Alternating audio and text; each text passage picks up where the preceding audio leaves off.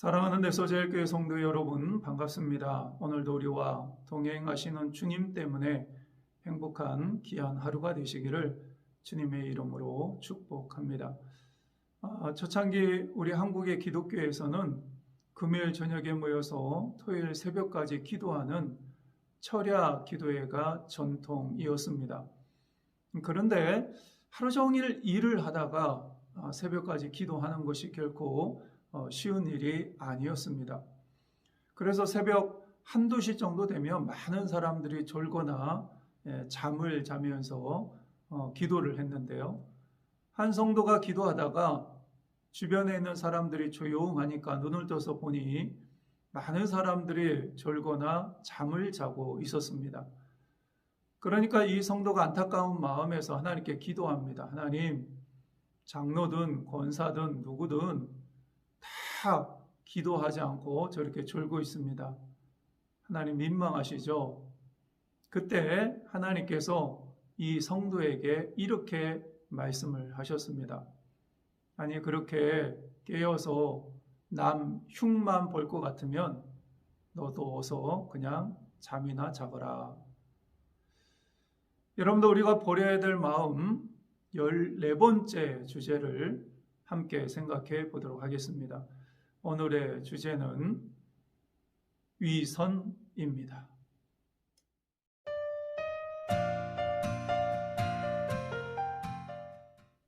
지킬 박사와 하이드라는 책이 있습니다. 명작인데요. 이 책을 보게 되면 지킬 박사는 낮에는 아주 선하고 착한 의사였습니다. 많은 사람들을 도와주고 선행을 베풉니다. 그러나 밤이 되면 지킬 박사는 하이드가 됩니다. 그래서 방화하고 살인죄를 저지르고 악한 행동을 일삼게 됩니다. 이 책이 명작이 된 이유가 있습니다. 그것은 인간의 본성을 너무나 잘 드러내주는 책이기 때문에 그렇습니다. 인간의 마음에는요, 가장 선한 것이 담겨져 있고요, 또한 동시에 가장 악한 것이 담겨져 있습니다. 그래서 인간들은 언제든지 이중인격자가 되기가 쉽습니다. 예수님께서 사역을 하시면서 강도를 저질렀거나 창녀인 사람들보다 더 강하게 책망했었던 사람들이 있습니다. 그 당시에 종교 지도자들이었던 바리새인과 서기관들의 위선입니다. 그들은 겉으로 신앙생활을 잘하고 하나님을 잘 섬기는 것처럼 사람들에게 보여주었습니다. 하지만 그들의 내면은 탐욕과 위선으로 가득 차 있었습니다. 예수님께서 그들을 강하게 책망하신 이유가 있었습니다. 위선은 하나님을 속이려고 하는 가장 추악한 죄였고, 스스로 자기 자신을 돌아보고 깨달을 수 있고 회개할 수 있는 기회를 완벽하게 차단시키기 때문에 하나님 앞에서 가장 심각한 죄의 모습입니다. 여러분, 우리도 신앙생활하면서 이 위선의 죄를 범할 수가 있습니다. 성경을 보게 되면 아나니아와 삽비라가 초대교회 때 자기의 땅을 팔아서 그 땅에 판 전부를 하나님 앞에 드린 것처럼 그렇게 행동을 하고 일부만 하나님 앞에 헌물로 드렸습니다. 하나님을 속이고 사도들을 속이려고 했었던 것이죠. 하지만 그들의 모든 위선은 하나님 앞에서 다 드러나게 됩니다. 하나님의 심판을 받게 됩니다. 여러분들, 우리는 신앙생활 하면서 이런 위선된 모습으로 설 때가 종종 있습니다. 사람들에게 잘 보이려고 하고 하나님께 잘 보이려고 하는 그 욕심이 결국 위선을 만들어내게 됩니다. 그러나 분명히 기억하십시오. 사람을 속일 수는 있지만 하나님은 절대로 속일 수가 없습니다. 하나님을 속일 수 있다라고 생각하는 그것은 가장 어리석은 행동입니다. 우리가 가지고 있는 모든 위선은 어느 순간 하나님 앞에서 낱낱이 드러나게 되어 있습니다.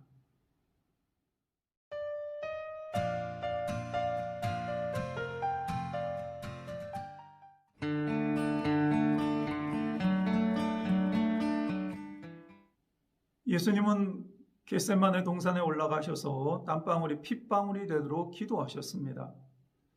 그렇게 열심히 간절히 기도하신 기도의 결과는 십자가를 피하는 것이 아니라 십자가를 지는 일이었습니다.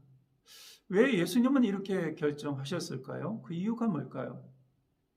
오늘 본문의 말씀을 보면 가룟 유다가 와서 모든 작전을 짜고 예수님을 잡아가려고 합니다. 그때 예수님께서는 이 가룟 유다의 행동을 책망하거나 거부하는 것이 아니라 친구여, 네가 계획하는 일을 행하라 이렇게 말씀하시면서 가룟 유다의 행동을 허용하십니다. 왜 예수님께서는 가룟 유다의 행동을 허용하셨을까요? 이유가 뭘까요? 반대로 베드로가 칼을 뽑아서 예수님을 잡아가려고 하는 사람의 행동을 저지합니다. 대제사장의 말고의 귀를 잘라버리죠. 그때 예수님은 오히려 베드로를 제지하시면서 내 칼을 칼집에 다시 꽂으라 이렇게 말씀을 하십니다. 예수님을 위해서 칼을 뽑아든 베드로를 책망하시고 그 베드로의 행동을 저지하셨습니다. 이유가 뭘까요? 왜 예수님은 이렇게 행동하셨을까요?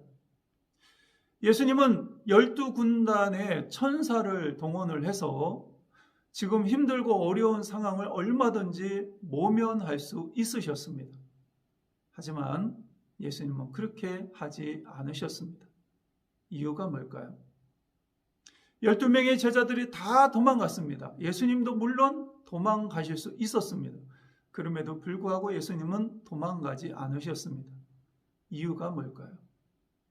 이 모든 질문에 대한 해답을 오늘 본문 말씀 54절 말씀을 보면 그 이유를 알 수가 있습니다. 네가 만일 그렇게 하면 이런 일이 있으리라 한 성경이 어떻게 이루어지겠느냐 하시더라. 예수님은 생애 내내 한 곳에만 집중하셨습니다. 그것은 하나님의 말씀에 온전히 순종하는 것입니다.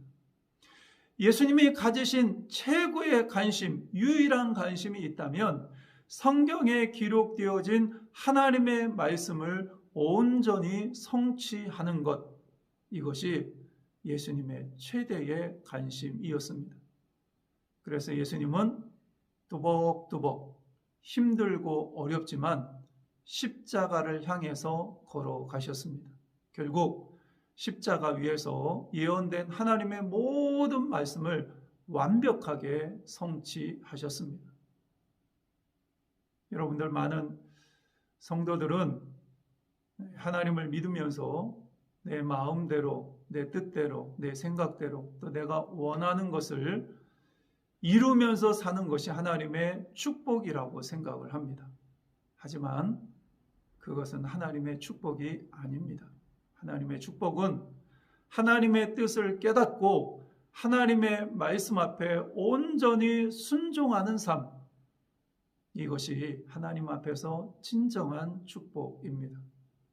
때때로 그 길은 고통스럽고 힘들고 외롭고 또 십자가를 져야 하는 그러한 힘들고 어려운 길입니다. 하지만 그럼에도 불구하고 묵묵히 그 길을 순종하는 마음으로 걸어가는 것, 이것이 진정한 그리스도인의 삶입니다.